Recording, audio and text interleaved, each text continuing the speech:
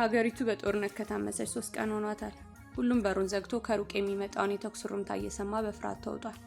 ይሄ ነገር ያላስደነገጣት ኮከብን ብቻ ይመስላል። እሷ አሁንም ቀልቧ የስመኝ ማርያም ገዳም ነው። እንደውም ትንሽ ተኩሱ ጋብ ሲል ውጣ ብላ እያስቸገረች የመለሷት አባቷ ናቸው። ዛሬ ግን በጓሮ በኩል ተደብቃ ነጠላዋን እንደንጠለጠለች በአጥር ዘላ ወጣች። ስመኝ ገዳም ካልሄደች ሰላም እንደማይሰማት ታውቋታል። ቆሜ አንቺ! ገና ካጥራችሁ 3 እርምጃ ሳትራመድ ነበር ይህን ድምፅ የሰማችሁ። አቤት! ደፋሯ ኮከብ ክው ብላ ቀረች። ውዳሴ ማርያም አለሽ? እባክሽ ስጪ። ወዲያው ዞር ስትል ከላይ እስከታች የታጠቀ የሚያብለጨልጭ መሳሪያ አቅፎ የተቀመጠ ጠብደል ጎረምሳ ቁጭ ብሏል። ያላትን ነገር ማመን ስላቃታት እንደገና ውዳሴ ማርያም አለች፣ ደግሞ እንደመጠየቅ እያረጋት። አዎን፣ ሰንደቅ እባላለሁ። እንደምታዩኝ ወታደር ነኝ። ሃይማኖት የሚባል አላውቅም። አያቴ ግን ውዳሴ ማርያም ስትል ሰማ ነበር። አሁን ጨንቆኛል። ልጆቼና ሚስቴን ጥዬ ነው የወጣሁት። ጦርነቱ እየከፋ ነው። ዛሬ ወይም ነገ ልሙት አላውቅም። ብቻ ጨንቆኛል። ከዚህ ቦታ መንቀሳቀስ ስለማልችል ያለሽን የጸሎት መጽሐፍ ስጪኝ ብሎ አይኑ ላይ እንባ ሙልት አለ። ፊቱ አፈር መስሎ ሰውነቱ በፀሐይ የዛለ ይመስላል። ኮከብ ደግሞ ጉያዋ ስር የማጠፋ ውዳሴ ማርያም አለቻት። ሳታመነታ አጠገቡ ሄዳ ሰጠችውና ተመልሳ ልትሄድ ስትል አንቺም ለምኝልኝ፣ ከልጆቼና ከሚስቴ ካገናኘሽኝ ለማርያም ጥላ ይዤልሽ እመጣለሁ ብሎሻል በይልኝ ብሎ አቀረቀረ።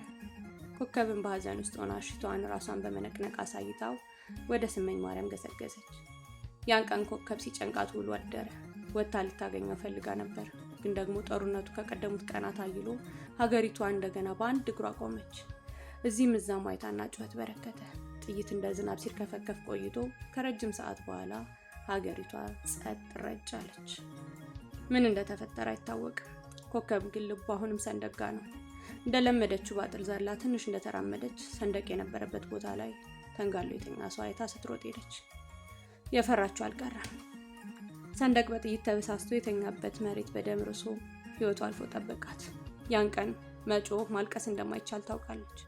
ከስሩ ተቀምጣ በጥርሷ ሹራብ አነክሳ አምርራ አለቀሰች። ሰንደቅ ትላንት የሰጠችውን ውዳሴ ማርያም እንዳቀፋት ነው። ሌሊቱን ከማርያም ብዙ እንደተማከረ፣ የመጨረሻው ሌሊት ላይ ለመጀመሪያ ጊዜ ከማርያም እንደተወዳጀ ታውቋታል። ቢሆንም ሚስጥራቸውን ታውቃለችና ስትሮጥ ወደ ስመኝ ገዳም ሄዳ እማባይሽ ምን ነው ጨከንሽበት? ምን ነው በቀሚስሽ ብትከልዩ? ምን ነው ለልጆቹ ብታቆዩ? ተስሎልሽ አደራ ብሎሽ ተማጽኖብሽ እንዴት ትተይዋለሽ? ቆይ ወታደሩ ልጆሽ ምን ብሎሽ ነበረ? ንገሪኝ፣ ምን ብሎሽ ነበረ? እያለች ደጇ ላይ እንባ መሬቱን እስኪያርስ እየተንፈራፈረች አለቀሰች። ብዙም ሳይቆይ የሰንደቅ አስከሬን በሰራዊት ታጅቦ ሊቀበር ሲያልፍ አየችው። እንግዲህ የልጆቼን ነገር አደራ ያለሽ እንዳትረሽበት ብላ እሷም እያነባች ወደ ቤቷ ዘገመች። ከፌስቡክ ገጽ የተወሰደ